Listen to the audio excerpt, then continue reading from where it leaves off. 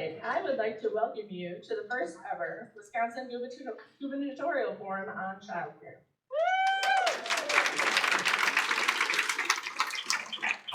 I'm Heather Murray, Director of Art House Preschool in Waunakee. On behalf of our school, the Wisconsin Early Childhood Association, the Wisconsin Head Start Association, the Wisconsin Family Child Care Association, and the Wisconsin Child Care Administrators Association, we welcome you to this important event and thank you for your time. Tonight we're here to talk about three things: access, affordability, and the long-term sustainability of childcare, an industry that is a public good in our communities and a cornerstone of our economy. In Wisconsin, childcare is funded almost entirely by parents.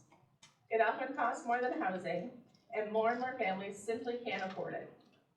Early care and education makes everything else possible. It lets parents work, it shapes our youngest children, and yet for generations, our state has treated it as a private expense rather than a public investment. Consider this: Wisconsin spends less than $100 of general revenue a year per child under the age of 4 on early care and education. The moment that child enters 4K, or Get Kids Ready public preschool, the investment jumps about $7,000. In K-12, it's more than $8,000 a year. The need doesn't begin at age 4, and our investment shouldn't either. Parents can't pay more, and the state invests almost nothing. So the cost lands on the people who do the work, leaving them in the bottom 2% of all earners. Over 40% of our early educators who care for and nurture our babies rely on public assistance to access health insurance and feed their own families. We know public funding works to increase access and affordability of high-quality care and education. We've seen the data in red and blue states across the country already investing, and we've seen the impact of significant federal funding through child care counts and bridge payments here in Wisconsin. These programs did three things. They helped programs stay open, retain their staff, and keep serving families through an impossibly hard time. With those funds, providers stabilized their workforce, raising wages, easing burnout, and rebuilding their teams. During the period of highest funding, the workforce and group child care programs grew by about 17%, reversing years of losses. It kept care more affordable too. Providers held off on steep tuition increases, and nearly half passed support directly along to families. That funding officially ended 2 weeks ago, and now we're depending on our next governor to decide how to stop the anticipated mass closures and rise in child care tuition costs. It is long past time for Wisconsin to stand behind its children, its families, and its child care sector with a serious, sustained investment of state revenue. We've extended an invitation to every candidate for governor from both parties to be part of tonight's conversation. As nonpartisan organizations, our goal is simple: to put child care in front of everyone who wants to lead this state. We're grateful for those joining us tonight. Here's how tonight works. We'll move through 7 questions on issues you told us matter most. In fact, the questions come from you. Hundreds of you submitted them when you registered. Each candidate gets a set amount of time, and we'll give a 15-second warning as it runs down. We ask everyone one thing, here and online: let every candidate be heard. We invited all candidates to join us. Where someone couldn't be here tonight, that's noted. So, what do you say we hear from the candidates about their plans for the Wisconsin's future child care system?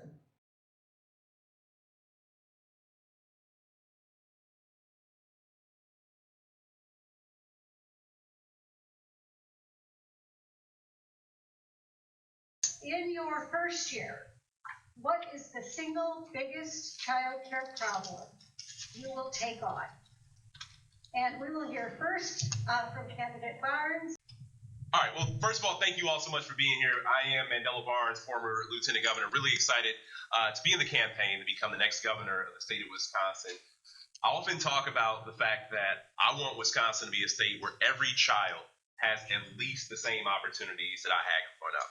Now, I did have a good fortune of being an only grandchild, which meant that childcare wasn't too big of a problem for my parents, because my grandparents, of course, were more than delighted to have me over the house all the time. But that's not everybody's reality. And childcare, just like K-12 education, so many of our other institutions in Wisconsin, is completely broken. Now, I'm preaching to the choir on this, but if you want to get a message across, you should preach to the choir, because that message needs to be delivered outside of these halls, outside of these doors. Too many folks in Madison find it easier to ignore this challenge, as they've ignored our children for far too long. Now, families are struggling to pay for quality childcare, and childcare providers struggle to be able to retain talent because of the difficulties in being able to pay staff adequately without raising costs on families.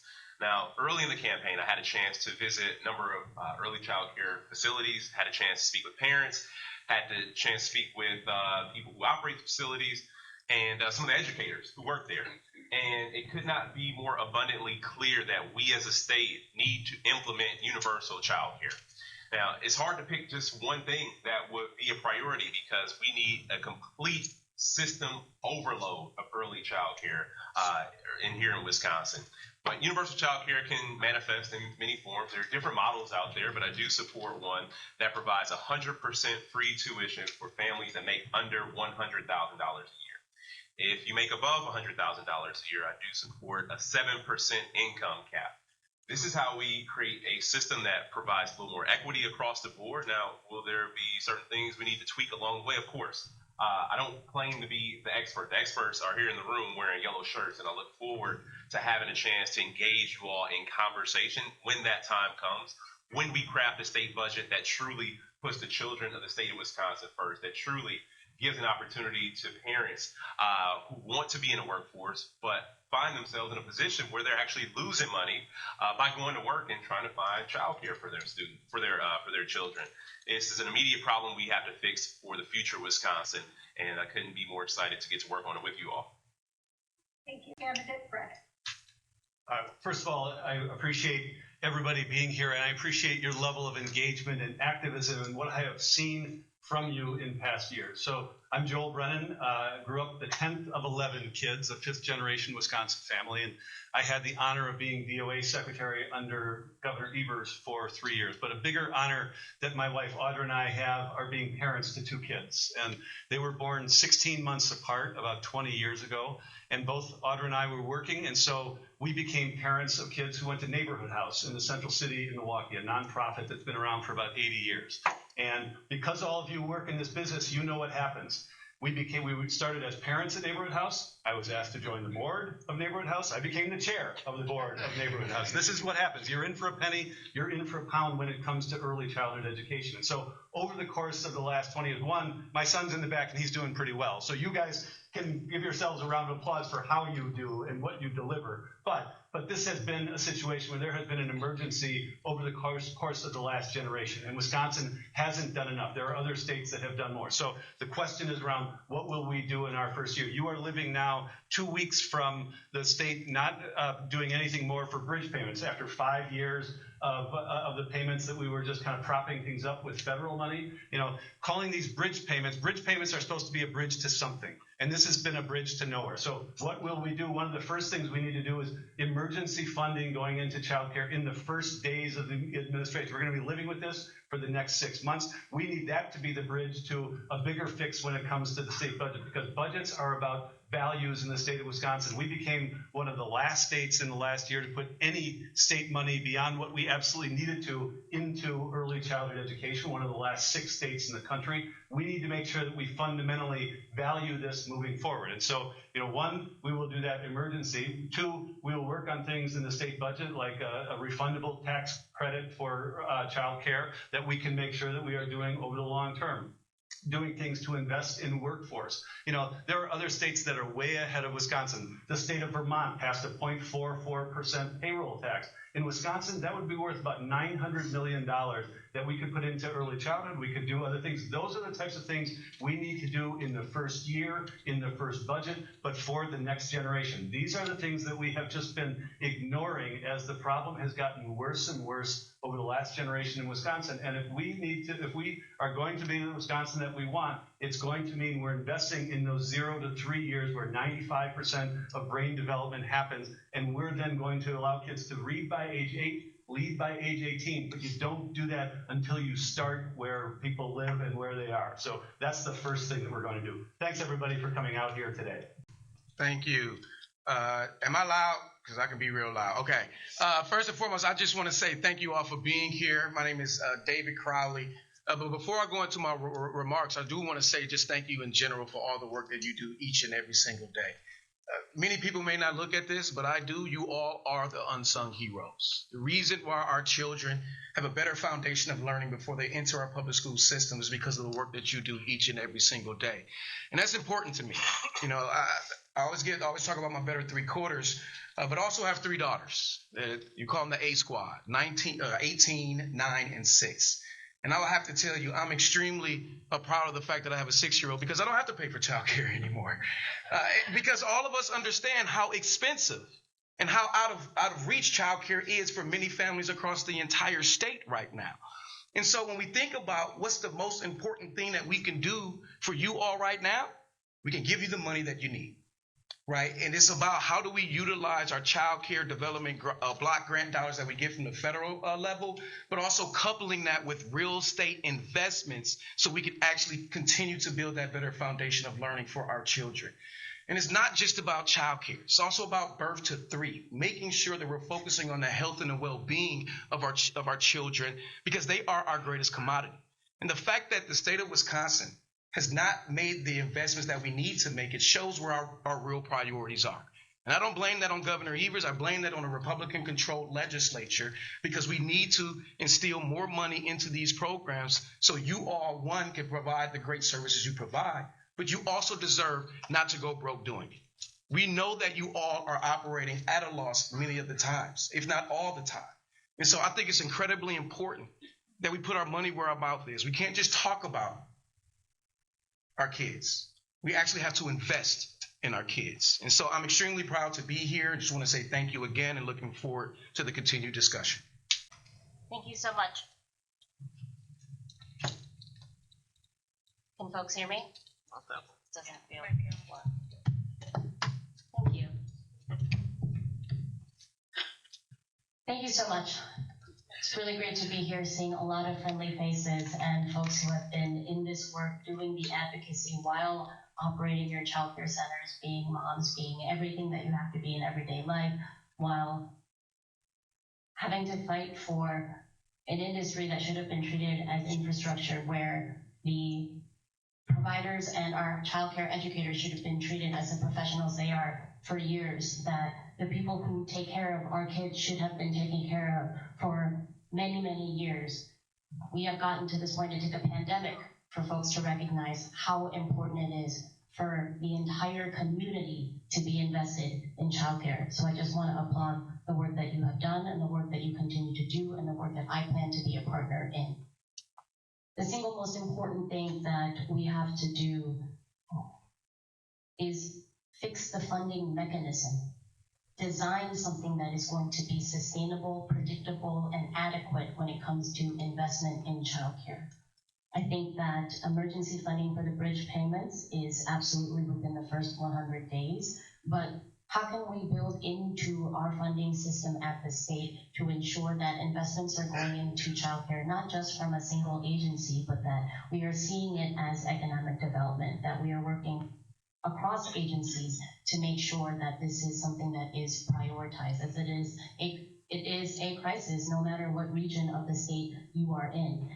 I think we just have different metrics in terms of how we measure how difficult the situation is. Designing a new funding system for childcare and ensuring that we are investing to build in a program where childcare is free for all families making 400% below the federal poverty level, and those who are making above that it is capped at 7%. That the predictable adequate funding comes from actually funding childcare investments and the programs through a segregated fund. That it isn't having to piece together different funding while ensuring that access to the different vouchers and the shares programs is much more accessible. And that's going to have to come with funding state agencies as well. That that we need staff to help people navigate the different programs that may be available, and that we ensure that we're taking care of our providers, that we're taking care of our workers, and that families have more access to childcare so that we can build in the actual universal childcare system that must happen in order for us to have an economy in Wisconsin that actually belongs to everyone. Thank you. Okay. Felt like it was working. Thank you. I've had the opportunity to do a lot of things throughout my career. I'm an attorney. I've run a statewide nonprofit focused on reproductive rights. I served in the state Senate and in the state assembly, and I've been a small business owner for 13 years. And throughout most of that, I've been a working mom. I have 5 kids and stepkids ranging from 25 to almost 5. And the reason that I've been able to do all those things are because of the people in this room, and specifically Alyssa and Ash and the team at Creative Learning Preschool. They deserve a lot of round of applause, and I'm actually a little bit verklempt just even thinking about it. Because what they have done for our family goes so much beyond allowing me to work and giving our family economic security. They have taught me to be a better parent. They have helped me brainstorm how to address challenges in our family. They have loved my children. What is the price of that? The single most important work that any of us do as human beings is to care for other human beings. And the second most important is to educate human beings. And early childhood educators do both. So I am here because of all of you, and specifically here to make sure that that work is valued as the public infrastructure that it is. If we're going to address the child care crisis, the way we do that is to make it possible for the people who love to do this work and know what it is to be able to afford to do it. It is money in your pockets.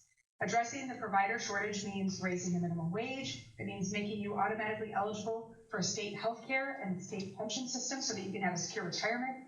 It means making it possible for you to go to college and get that associate's or bachelor's degree in early childhood for free, or to get loan repayment as long as you are in the field. You can't do that without public money. And when we do that, when we actually have public investment in early childhood, then we can actually make it affordable for families because you won't have this huge provider crush. We can do that by making Wisconsin shares universally available and capping the amount that families pay at 7%. There is nothing that's more important to me than making sure that every single child in the state, no matter who you are or where you're from, has the freedom to thrive. Public investment in early childhood is absolutely at the center of that. And I'm delighted that some of my colleagues on the stage have joined my longstanding pledge that on day one, I'm going to pass emergency funding to, number one, get special education reimbursement that you were promised in the last budget into our K-12 schools, to restore child care counts funding so that providers get that emergency money. And we're also going to do a little bit of stewardship funds to get that conservation program back online. Thank you so much for having me today. All right, now that we're warmed up, let's move on to questions received from the public. This first one is on the workforce behind the workforce. As both an educator and a parent myself, I know high quality care depends entirely on the people who provide it. And Wisconsin pays those people almost nothing. Our early educators average $13 to $14 an hour, putting their wages in the bottom 2% of all income earners in Wisconsin. A worker with just a high school diploma earns about $5.50 an hour, more in nearly any other field. As Dr. Laura Dresser of UW-Madison's High Roads Strategy Center puts it, this is the most highly educated, poorest paid workforce in our state. For our next question, each candidate is going to get 90 seconds. So, candidate Brennan, you're going to go first. As governor, what would you do to raise wages and benefits for early childhood educators? Katie, thanks for the question. One, over the last 6 years, both starting with child care counts and with the bridge payments, that is exactly what has happened. We have taken the average wage that has gone, that is at $13, and used that to help pay people $16 or $17 an hour. That's what's at risk right now. I was with a provider in Green Bay just a week ago. She does it out of her basement, and she said, as of Labor Day, prices are going up by 10%. This is not something that anybody here is foreign, that is foreign to you, because you know that, and that's not simply because she wants to, it's just because she has to. And so What do we need to do? One, we need to make sure that we are restoring child care accounts, that we are finding a long-term solution. The refundable tax credit that I mentioned is going to be part of this, ensuring that we are capping costs for all of the people who are getting child care. But, ultimately, it's about increasing access to Wisconsin shares, increasing the reimbursement for Wisconsin shares, creating a longer-term solution that makes sure that we are investing this as the launching pad into K-12 education and the workforce issue that it is. People here know this. There's more than $1 billion of productivity that sits on the sidelines every year in Wisconsin because people can't find accessible, affordable, or high-quality childcare. We need to be addressing all of those things, and it starts with the people who work in the daycares first. Sorry, this is really loud. And not just related to this particular group, but the first thing that the next governor can do is, one, we need to raise the minimum wage. I mean, the fact that we have a $7.25 minimum wage here in the state of Wisconsin is it's mind-blowing to me. And the reason why I say it's mind-blowing is because I got my first job when I was 14 years old, and I made $7.50 an hour, right? And we're talking about 25 years ago. Yes, I am old. But one, we have to work directly with the providers. It's about making sure that when we're talking about this funding, yes, we need to cap at 7%. We need to make child care universal. But we need to be working directly with our home-based providers, our nonprofit providers, our Head Start providers, our tribal community as well, to understand what exactly is the floor of funding that you need to deliver the services adequately. And so I think that at the end of the day, it's about having conversations with you all. We are not the experts sitting up here, but we have the ability to push policies that directly impact you. And so understanding what that floor of funding should be with all of our providers will give us a better understanding of making sure that you are paying your workers adequately. But it's also important that we invest upstream. We need to create a better credentialing opportunity for individuals who want to work in the child care field. And so it's going to take an incredible amount of work, but it's going to take all of us coming to the table in order to get this done. Yes, I'm proud to be a co-sponsor of the minimum wage legislation to make sure that we increase the minimum wage to $15 an hour with a pathway to $20. 99% of the businesses in Wisconsin are small businesses. And it's important that we work with our small business community to make sure that it's a sustainable path to $20 an hour. But $20 an hour is not a living wage. And right now our local governments do not actually have the ability to raise local minimum wage to a living wage. So we have to remove that state preemption as well, abolish the tip minimum wage, which is an abysmal $2.33 an hour, as well as the sub-minimum wage of $2.30 an hour. But I'm also incredibly proud to be the author of one of the most comprehensive paid family medical bills that has been introduced in the country. And family leave, 12 to 14 weeks comprehensive that the state provides, where it would not be a burden on the employer, where folks could take off work to take care of an aging parent or a new baby or someone who needs support because they are a survivor. These are all things that would be included and folks would be eligible for 12 to 14 weeks of paid family and medical leave. It's also imperative that we have a public option through the state that we invest in addition to expansion of Medicaid and expanding the state healthcare system to additional workers across the state, so that in addition to raising wages, we are ensuring that the state is providing paid family leave and healthcare that's accessible, affordable, and high quality for everyone. I'm proud to be the lead author of the living wage bill that will raise minimum wages to $15 an hour with a path to 20 by 2030. I'm also proud to be the lead author of the bill to open up the state health insurance plan, the very same coverage that I get as a senator, to let anybody buy in. And I think child care providers in licensed centers or homes should be presumptively eligible for that.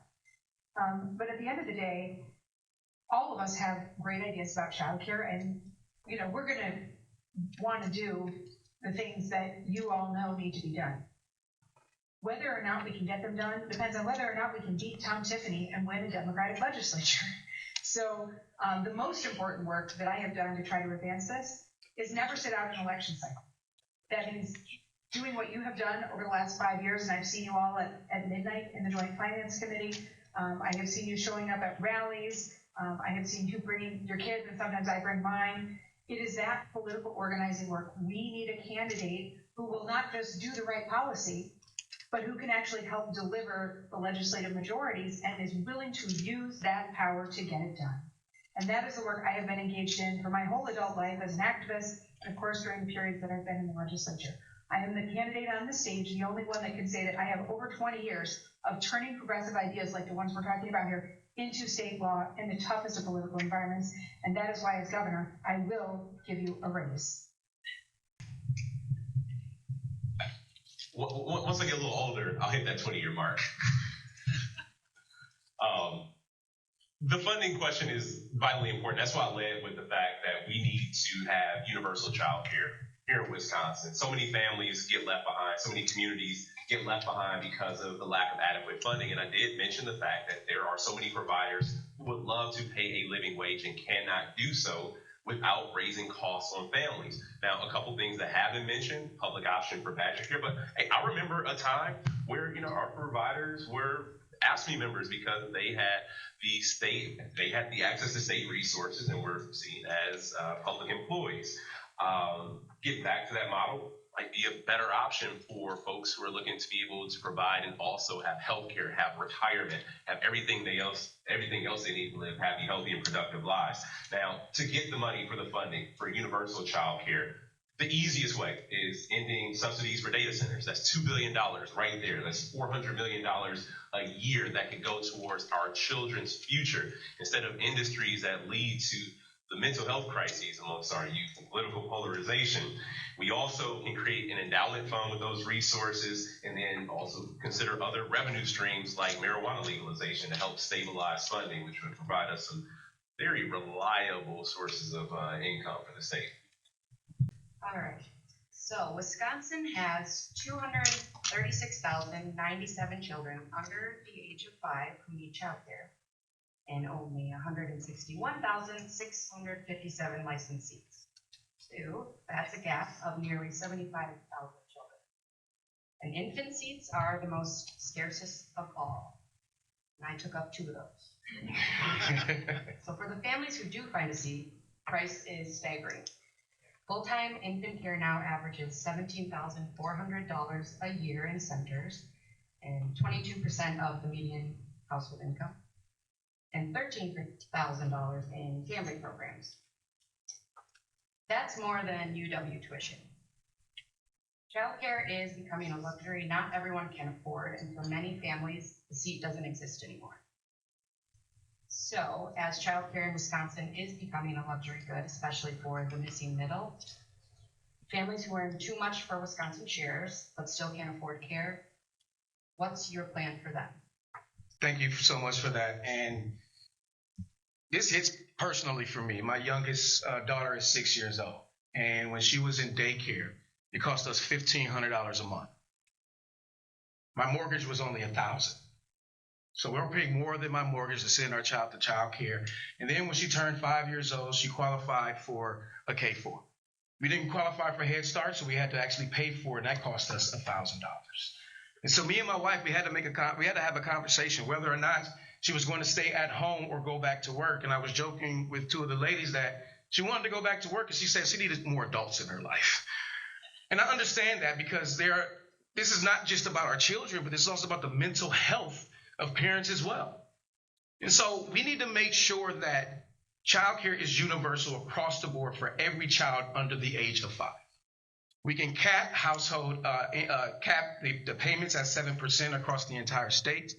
But I also believe that K-4 needs to also be universal because that's an extremely important age before any of our children actually enter the school system.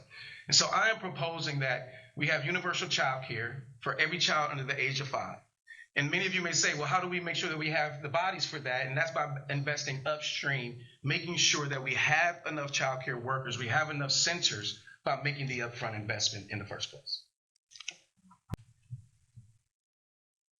In order to fund a universal child care program that is sustainable, we have to look at employer contributions. Our plan is both a small payroll tax with upfront costs covered by the segregated fund, and there are multiple trusts that I believe that the upfront costs, we can use borrowed funds for that. And while I agree that universal 4K and fully funding our public schools must come with that, I do know that there is a tension right now in which the 4-year-olds who are at our child care centers, the costs for care for 4-year-olds is much lower than it is for infant care. And I have seen the Coalition for Public School Education advocates and our child care advocates come together, but we know the system very much works to pit these communities against one another at times. So it's imperative that we look at sustainable, continuing direct provider payments that are flexible, investing in a universal program for families who are that is fully subsidized for families making up to 400% of the federal poverty level. And this 400% is because right now for a family of 4, that's about $130,000 a year. So it does have to go up to about 400% FPL. And then beyond that payroll tax, of course, childcare being infrastructure, it's imperative that we use the tax exemptions that we have been providing to corporations. I'm so sorry, yes, we can still tax the billionaires and fund childcare. The most expensive year of our lives was the year that my husband and I had my 2 stepdaughters in college. We had a senior and a freshman, and we had a baby. And yes, that is crazy. We paid more for 1 baby in daycare than for 2 kids in college. And we were delighted to do so. Thank you very much, Alyssa Nash. To solve the provider shortage, you have to raise wages. But to solve the affordability portion for parents, we need to make Wisconsin shares universal. And the reason that's the smartest path for doing that is because the feds are covering a huge chunk of that, right? Roughly 60%. So why would we ever leave free money on the table? Now, for the state portion, yes, of course, we can increase our revenue by restoring some of the pre-Walker taxes and increasing taxes on multimillionaires and billionaires. We should absolutely do that. We should end subsidies for data centers. But my favorite plan is to get baked for babies, get stoned for shorties. It's about taking that revenue that we're going to get from legalizing weed and pouring it into early childhood so that people can really feel good about what that money is going to.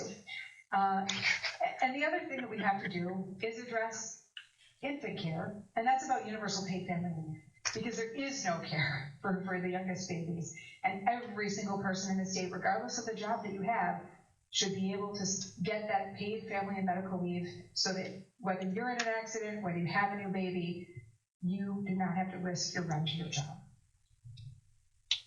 Mandela Barnes. Yep, thank you so much. So the benefits cliff, it shows itself across the board in many different ways. I think about the fact that we haven't expanded healthcare here in Wisconsin, one of 10 states that has yet to expand our Medicaid program under the Affordable Care Act. And you consider the folks who are trapped between 100 and 133% of poverty do not qualify for Badger care. And I mean, even honestly, if you were above 133%, it's still difficult because that is not a whole lot of money. And people are making the unfortunate decision to go without health insurance simply because you just don't have the extra income to be able to afford it and be able to save for an emergency at the same time. This is the same thing that's happening right now with parents, with families who aren't able to afford childcare because of that benefit cliff, essentially. And what we need to do, of course, is broaden, availability and eligibility for Wisconsin shares, but we can go back to that funding conversation we talked before. I wish I came up with some cool euphemisms like Kelda did, but the fact remains clear.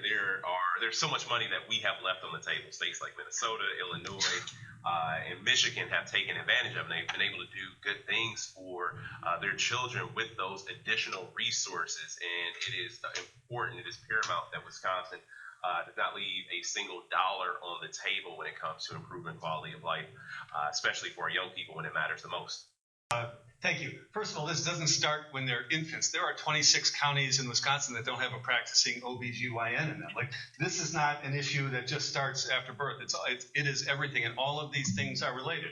And, and here in Madison, it's closer to $30,000 for infant care than it is the average that you talked about. So these are issues that are a problem everywhere in Wisconsin. So, capping it, you said it was 22%, capping that at 7% is one of the ways that we do that, ensuring that we increase eligibility around Wisconsin shares, increasing reimbursement. Those are all things that we can do, and there are resources that are available to do it. And every resource question is connected. I'm going to talk about corrections.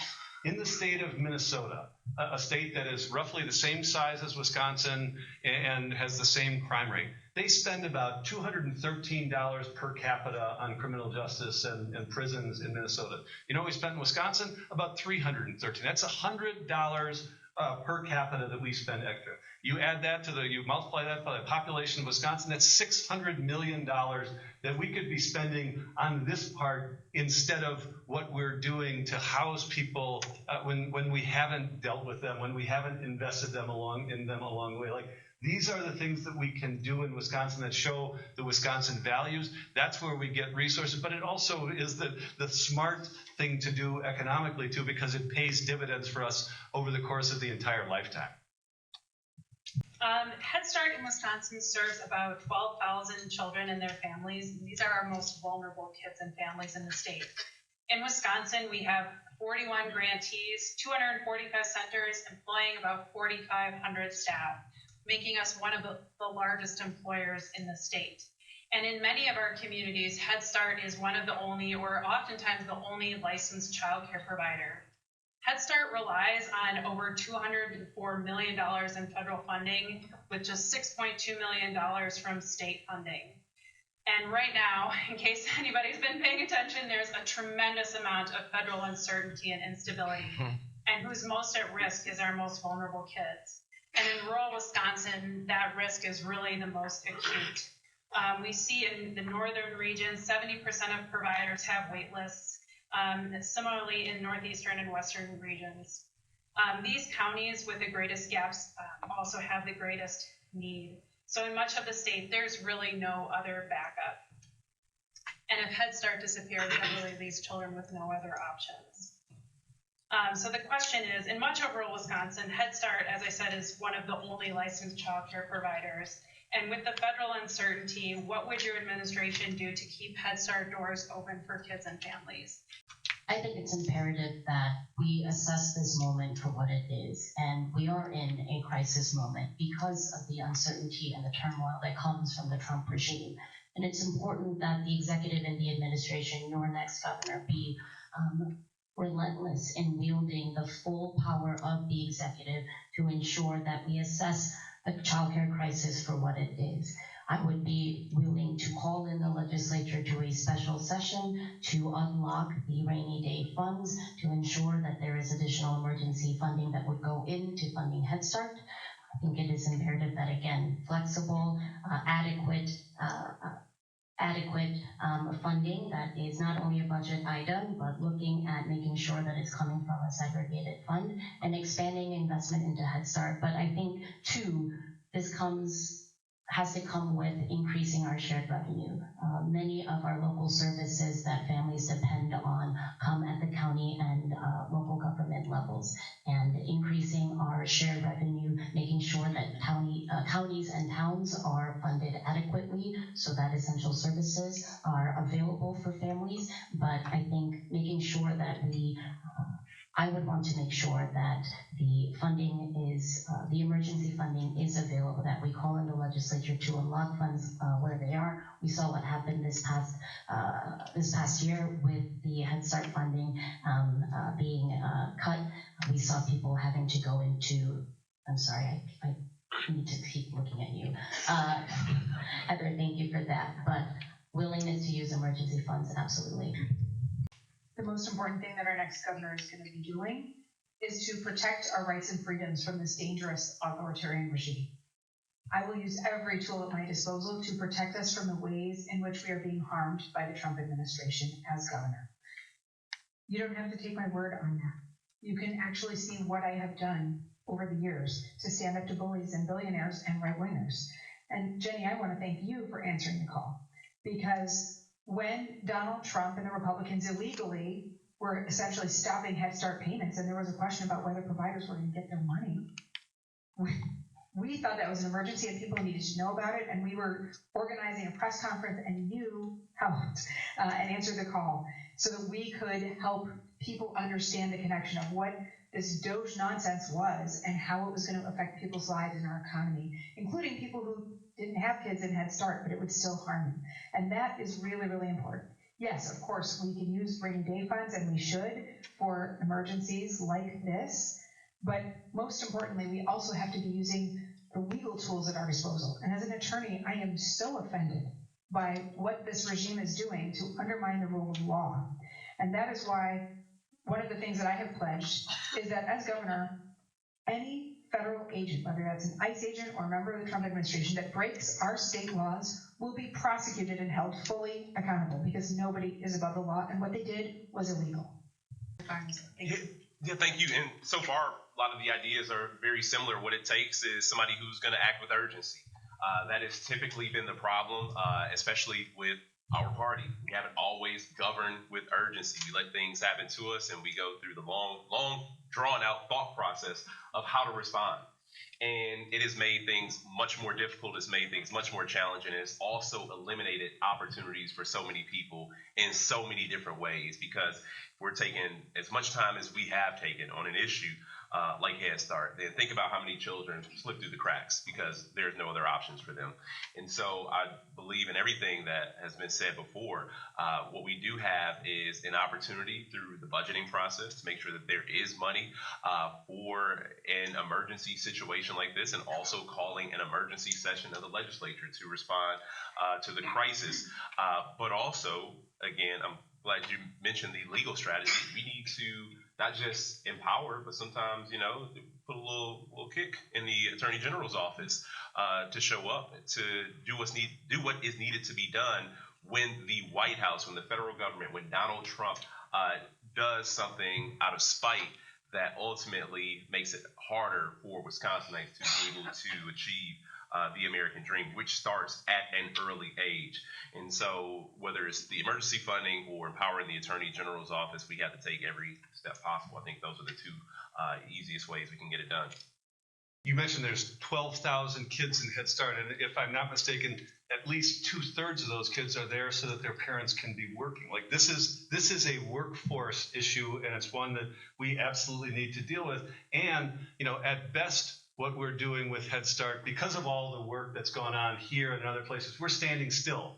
Costs are not standing still. If we are still able to even get that $200 million, that doesn't mean that you can keep delivering the services you did last year, because we've had these other discussions around paying people and simply the costs of doing business. And, I don't think we need to tap into a rainy day fund for this. Like, we have had discussions around a budget surplus. Now, we should be cautious around what that budget surplus is going to look like on June 30th. But rather than going into all kinds of machinations around a rainy day fund, there are dollars that should be available to do this as an emergency in the first days of the next administration. And that's what I'm going to do.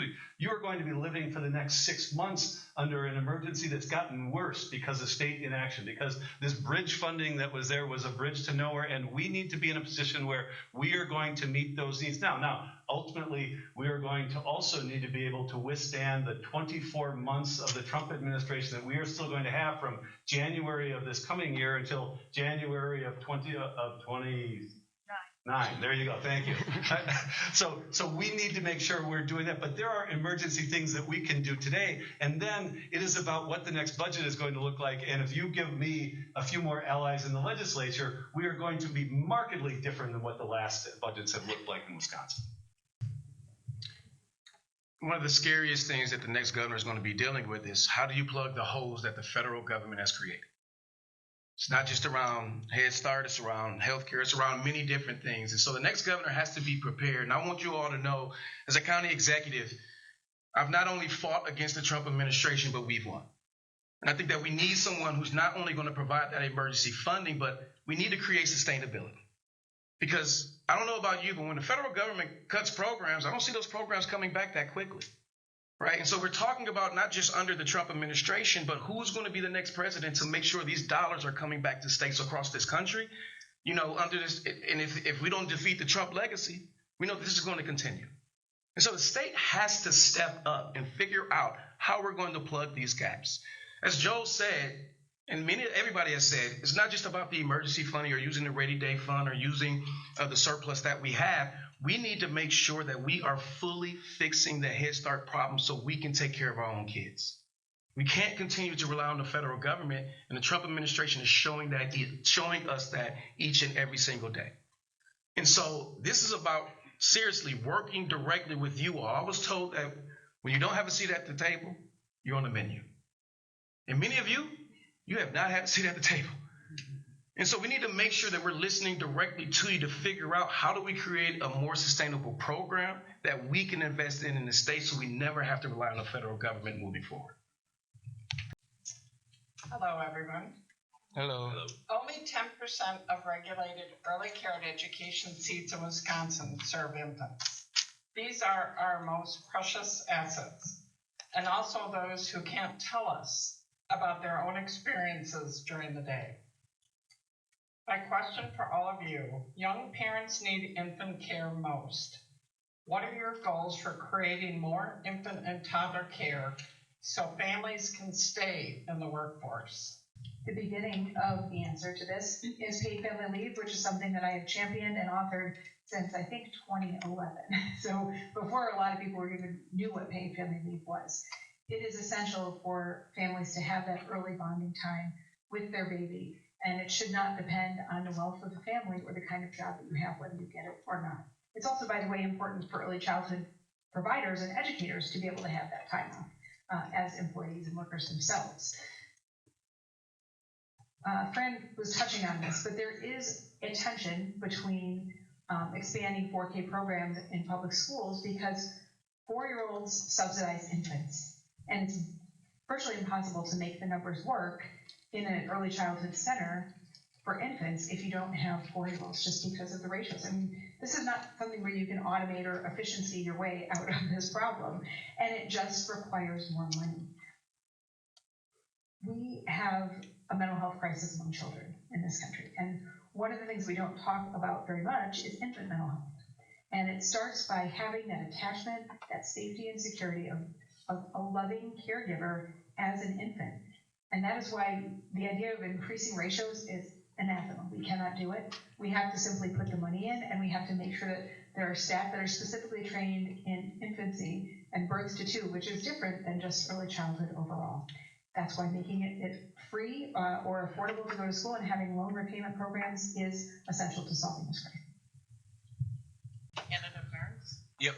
It all comes back to having money in communities to be able to provide these sort of services for infants.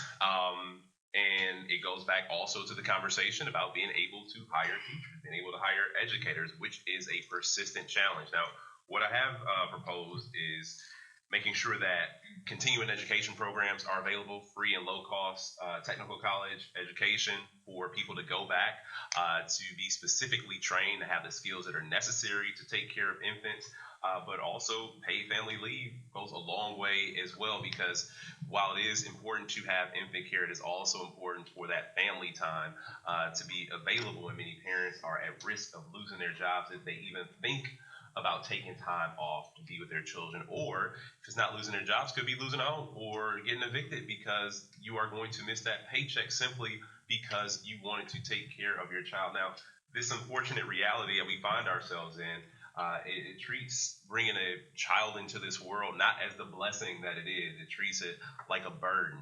And the United States of America is so far behind other developed nations in getting our act together and being able to create stable family situations. And it's so funny because there is another political party that always talks about family values. And lo and behold, they never passed a single family value piece of legislation. Anytime something's been introduced, it's never got a public hearing. They never hear it. You have a former governor who made things harder for children and providers in this state as well. I mean, I think it's clear that infants are the most expensive. I was talking to somebody over here who is closing their infant room simply because of that expense and the caregivers that are required there. And we all know how important that is. And so, everybody has said that starting this with paid family leave is critically important for families. But there's also ways that government has to be a partner in this. In my home community in Milwaukee, I've worked with a network where United Way, which was backing off of being involved in early childhood education, can be part of that. Philanthropy is not going to take all of this over, but if government is doing its job, then philanthropy should be there and the corporate community should be there to be able to do this as well. You know, there are things around training that are absolutely important to do this. I don't think any of us has mentioned the WICA rewards program that, you know, the largest chunk of funding you ever got was through COVID money, and then there was one budget that there included a little bit more, but since then there has been nothing. Like a sustainable, you know, intentional way that you can continue to do that, and then working with technical schools, then working to ensure that young people, even as quickly as early as high school, are getting into apprenticeship programs. So this is one way for us to start to deal with this in a long-term and in an intentional way, rather than lurching from crisis to crisis to crisis. So like this is, I think, how you ultimately deal with this over the long term. Absolutely. Thank you for that question. And I think that paid family medical leave is definitely, paid family leave is absolutely one of the key points here. And this is important for me because when I became county executive, there were so many people who were struggling to find childcare. And one of the first things that we did is that we actually expanded family leave. And we expanded family leave not just to males, but we actually expanded it to where you didn't have to go through a probationary period anymore, right? Because there are many people many women who may be actually pregnant and can't find employment because they are pregnant. And so we actually institute a paid family leave to make sure that no matter when you're hired, you can get access to the care that you need. You can stay at home and do what you need. But we also need to make sure that there are providers that are available, which goes back to how we invest upstream. You know, how is the state going to make sure that we have enough early childhood care providers is extremely important. And so we can't just keep talking about it. We have to put our money where our mouth is. And so at the end of the day, we have to continue to put our money where our mouth is, but it's about working with you all, having a better understanding of what the expense really is. And that's what I mean by understanding what the floor is, by getting those dollars in the door so you can have everything that you need to sustain your businesses. The care infrastructure, care economy, caring for folks who care for our most vulnerable. The disinvestment from this and not seeing it as a public good has led to this crisis. And so I think the solutions have to match, the solutions have to be comprehensive enough to make sure that we do not come back to these moments. So the investment must be in both workforce and I think also in enhancing partnerships that are private-public, but we've also disinvested in our tech colleges, and the direct provider payments to infant programs is something that I would support.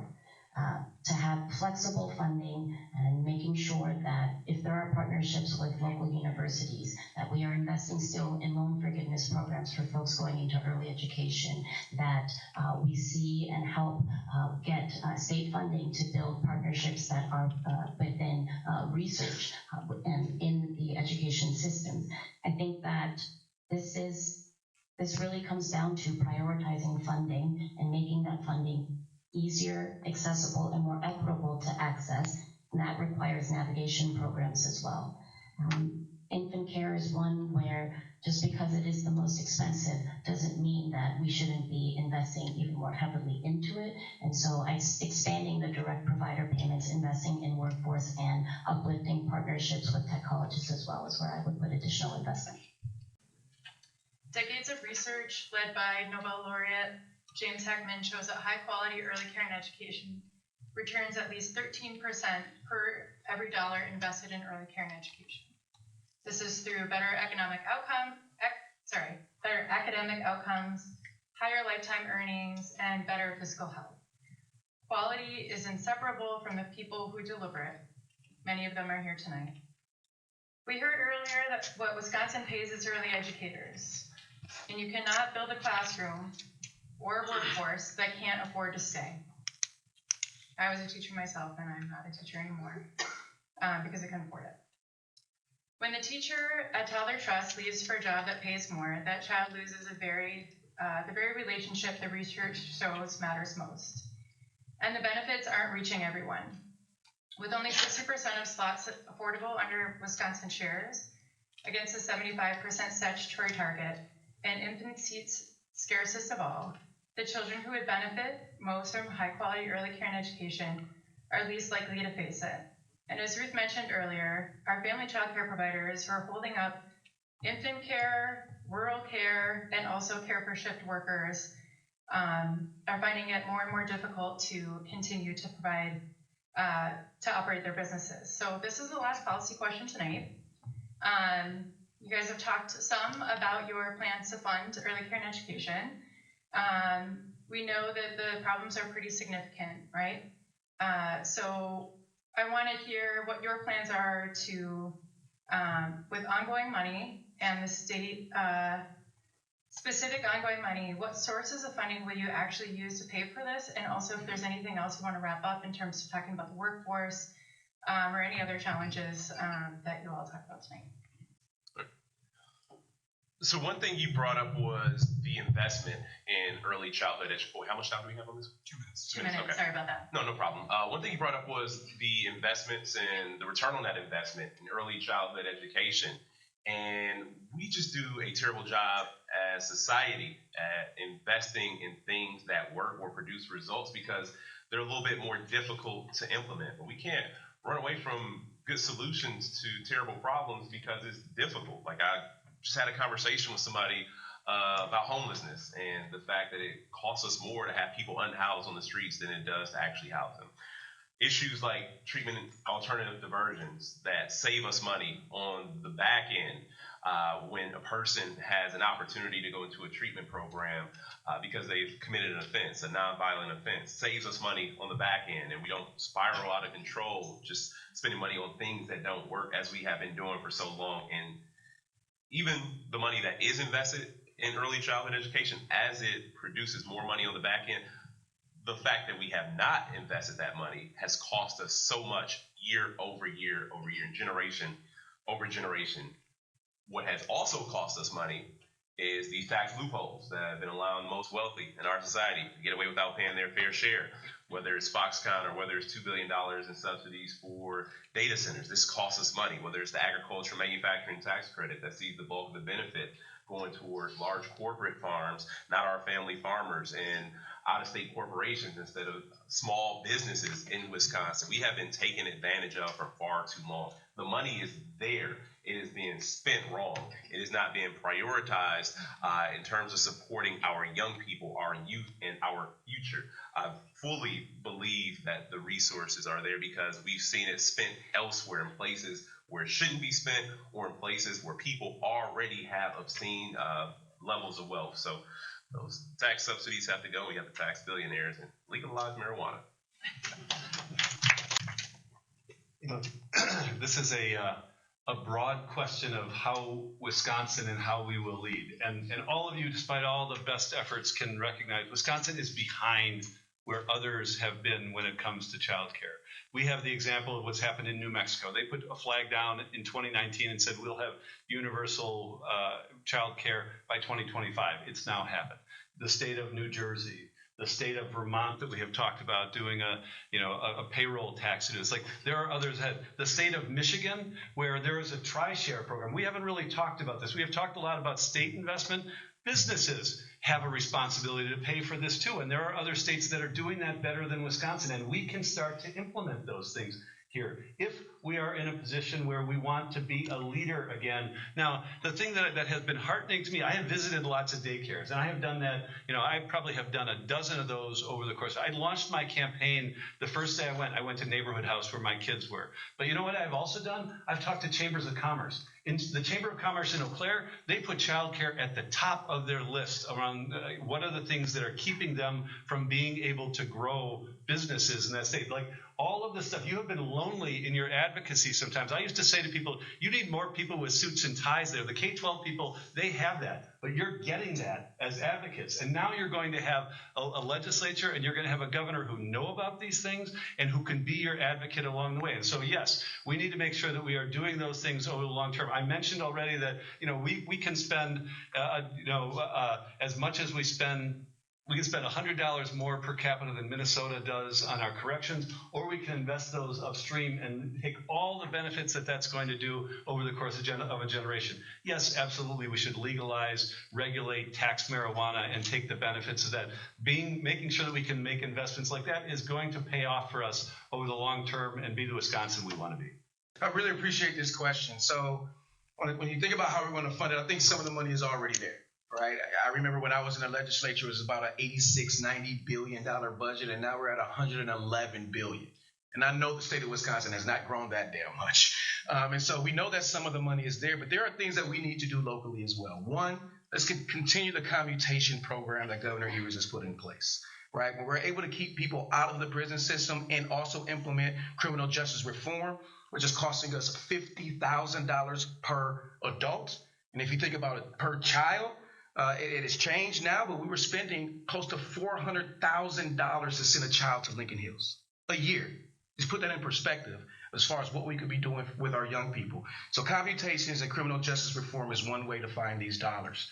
The other thing that we need to do is we need to repeal many of the Walker era tax breaks that he has put into place. You know, whether we're talking manufacturing and agriculture, but many of these businesses who are making hand over fist, they need to be paying their fair share. If we can have businesses spending millions of dollars in campaigns, right, there's no reason why they can't spend millions of dollars on our children and the workforce that they're going to need in the next couple of years. Because I truly believe when it comes down to early childhood education, when it comes down to education in general, it's not just about our children. It's the biggest workforce development program that we actually have to make sure that they're thriving. Because health isn't just mental and physical. Money in your pocket is health. Having a roof over your head is health. Public transportation is health. All these things contribute to our overall health and well-being. And I truly believe that the more we're able to invest in early childhood education, the more we'll be able to invest, the less that we'll have to invest in the criminal justice system long term. And marijuana legalization.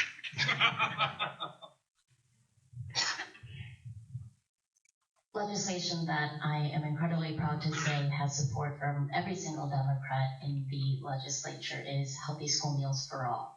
But there's one problem with this bill of mine is that it doesn't extend to early childhood centers.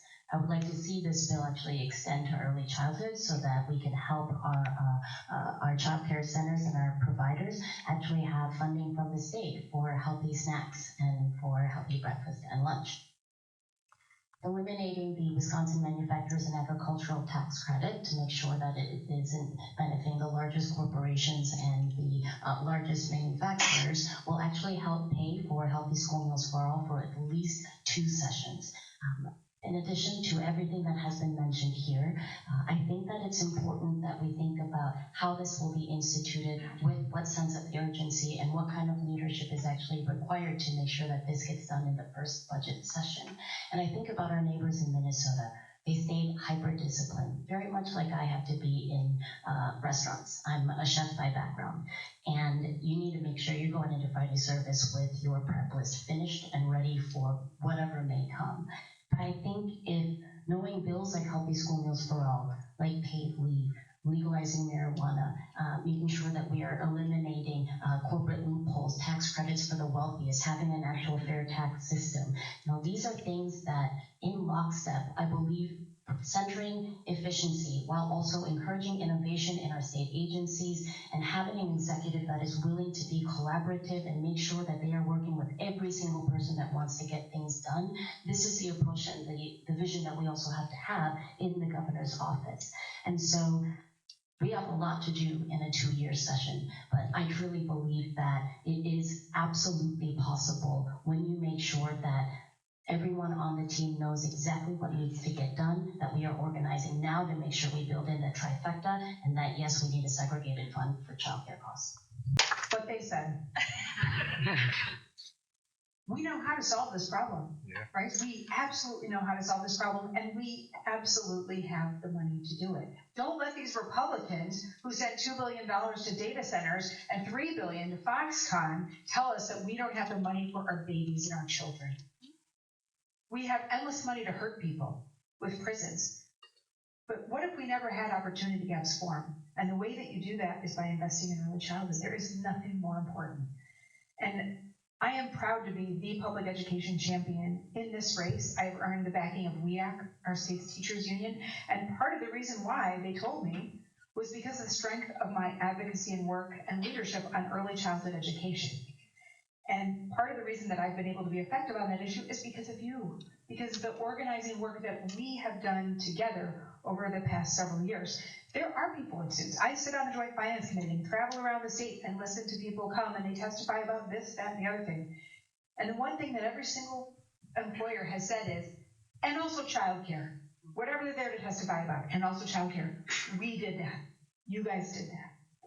So I really thank you for doing that. If we want the Wisconsin that all of us deserve, that we have been yearning for the last 15 years, we've got to build it together. So I really want you to think about making sure we have a governor who can not just beat Tom Tiffany, but is actually ready to go and make the change. This is the work that I've been able to do as a legislative leader, as a nonprofit advocate, as an attorney and a small business owner, and just an average citizen, to turn progressive ideas into law again and again in tough political environments. Make no mistake, even if we have a Democratic trifecta, it won't be easy. What we need is the political will. That's right. And I have been willing to exercise that again and again to get things done for people like us, because we deserve it. And our kids certainly do too. To close, each of you will have 2 minutes. And to send us off on the right note, here's your prompt.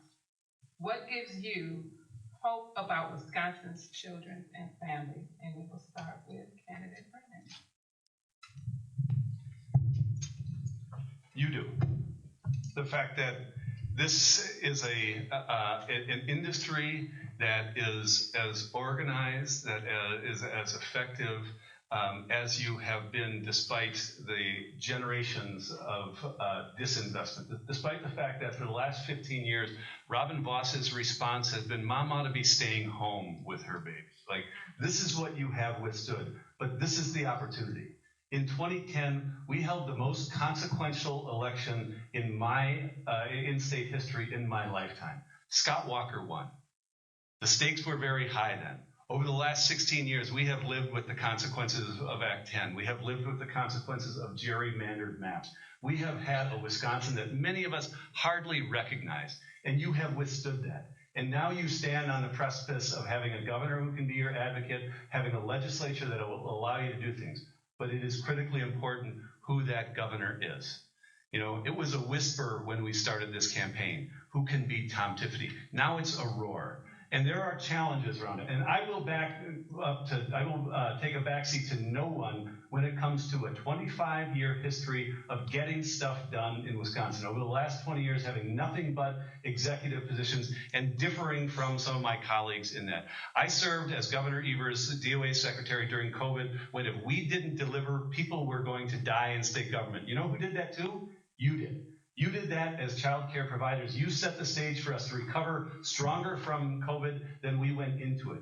What gives me hope is we can do more. We have the ability to do more now. We can close the book on what happened in 2010, that generation of harm that's been done to us. And we can look back in 2040 and say in 2026, we started something. We started something that we've lived in over the last 15 years, and you were part of that. Thanks very much for having me here today, and thanks for the work that you do.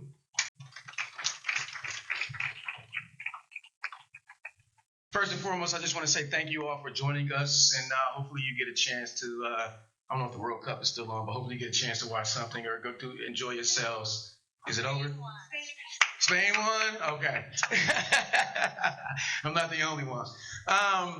So again, I want to say thank you, but what really gives me hope is not just the individuals who are in this room, it's actually the moment that we are in right now. When we talk about child care, it's affecting both Democrats and Republicans. It's affecting those who have and have not. And so now is the moment where it feels like everybody has had their backs to the corner, and now it's time for us to fight like a raccoon would out of that corner. And I think that we're in the moment right now to where, as the state senator was talking about, we have to have the political will. And because every corner of the state of Wisconsin, everywhere in between, they're affected by this issue. It's affecting businesses. It's affecting families. It's affecting our children. It's affecting the mental health of our community. And so right now, I do believe because of the moment we're in, this is the perfect opportunity to elect the next governor who can actually get it done. Whether we are talking about getting it done in a trifecta, which we all need to make sure that we're working extremely hard at, and I know this is a nonpartisan event, but even if we still have a Republican-controlled legislature, we can still get it done. As county executive, I represent a Democratic area, blue area of Milwaukee. And all the wins that we've been able to deliver has happened under a Republican-controlled legislature. And so I truly believe that we're in the moment that we can get this done because our children is the best commodity. It's our most prized commodity that we have. And so it's extremely important that all of us step up and make sure we get it done. Not just with this election, but we have to make sure that we stay engaged to get the policy, the rulemaking, and implementation done the right way. Thank you for being here.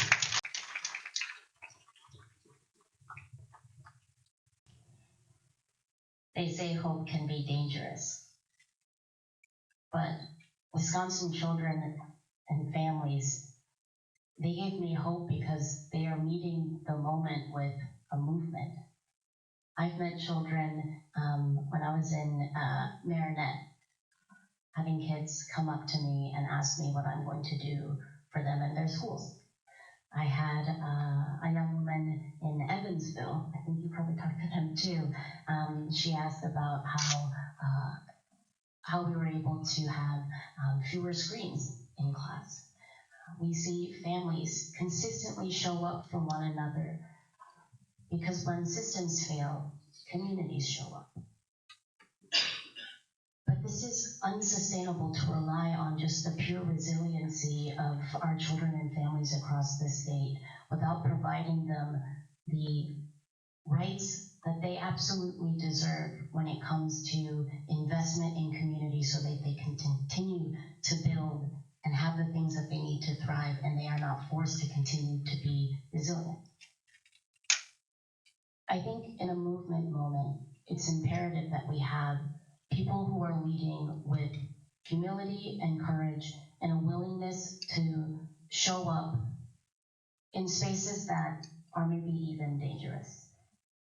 Ours is a campaign that has continued to have conversations with the Trump voters, where we go in places, maybe it's a dive bar or a bowling alley. I still have yet to go to a racetrack, but I'm going to get there. Working class people all across the state feel deeply left behind and ignored. And they deserve a governor, you deserve a governor who is going to continue to show up and work harder than anyone else in state government. That is a promise that I know I will keep. Thank you all so much again for being here and for fighting for all of our babies.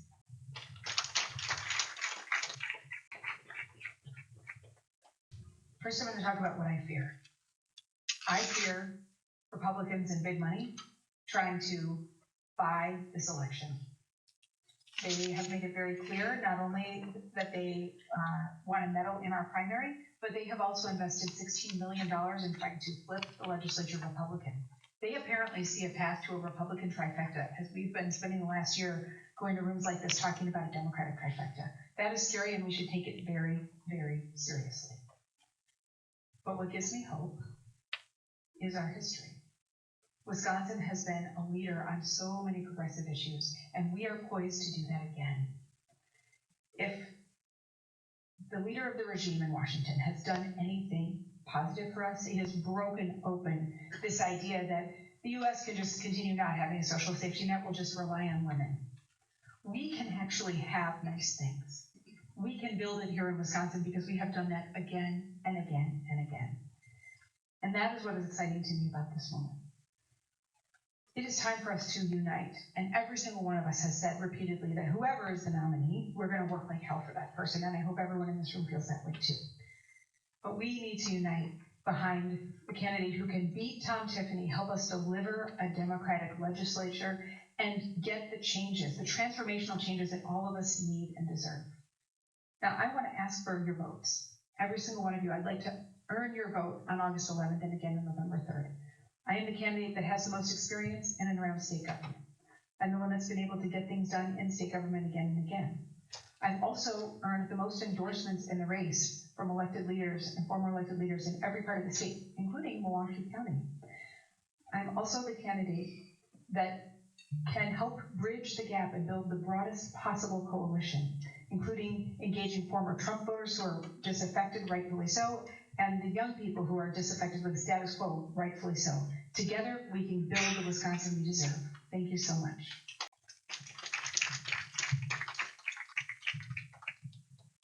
The thing that inspires me the most is the level of activism, the amount of people who didn't just cower in fear because Donald Trump got back in office, and also the people who stood firm, even when we had a different governor in the state, some people who were in this room or a room like this back then and are still in a room like this today until we finally get the job done. That's what gives me inspiration.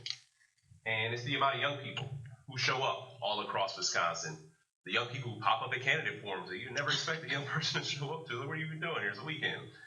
But they show up because they're concerned about their future. They're frightened about the prospects that lie ahead of them. Whether you're coming out of high school, whether you're coming out of college, you're worried about artificial intelligence, taking what prospective job you may have, or the impact of data centers on your community. But again, people are not cowering in fear. People are showing up, they are fighting, and they are demanding better. My last campaign, we had the highest youth voter turnout in the entire country. That energy was there then, that energy is multiplied now.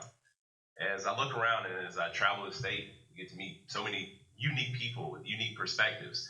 And we've built broad coalitions in the past, and I look forward to building even broader coalitions in the future, where we dispel this myth of an urban-rural divide, where we make sure that the conversations that may pit cities against rural communities is ended right then and there. We talk about the things that we have in common, because opportunity has been taken away from all of us. People want a good school to send their children to, people want a good job to put food on the table, people want to be able to go to a doctor and not worry about a surprise bill. And that reality has been denied to far too many people. And all the issues that we've talked about today, we don't see any of it happen unless we protect our democracy.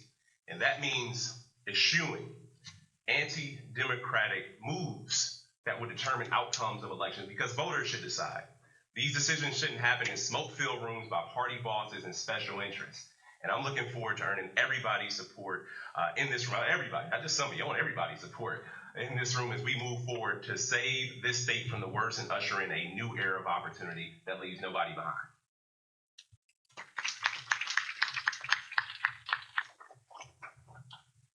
Thank you to every one of our candidates for being here and for taking these questions seriously. Wisconsin's families are listening.